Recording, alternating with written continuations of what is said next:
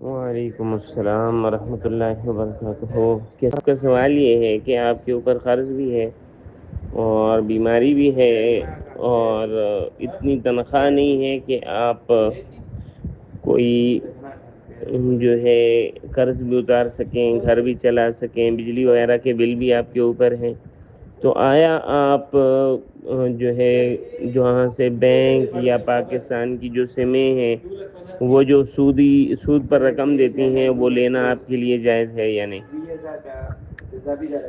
سب سے پہلے تو یہ ہے کہ جو آپ کے قریب علاقے میں صاحب ثروت ہیں، صاحب حیثیت ہیں، صاحب نصاب ہیں، آپ ان سے ملیں، کیونکہ زکوٰۃ آپ کا شرعی حق ہے۔ یہ وہ حق ہے جو ان کے ذمے ہے اور وہ آپ کو دیں گے۔ آپ ان سے اس طرح بات کریں جیسے کوئی آدمی اپنا حق لیتا ہے، ان کو کہیں کہ جی میں مستحق زکوٰۃ ہوں اور سفید پوش ہوں، لہٰذا میری مدد کی جائے۔ تو یہ اللہ سے جنگ کرنے سے بہتر ہے۔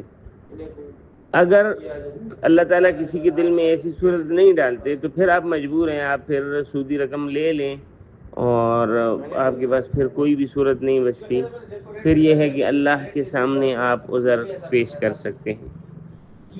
امید ہے کہ میری بات آپ کو سمجھ آ گئی ہوگی، اگر نہیں آئی تو دوبارہ پوچھ لیں۔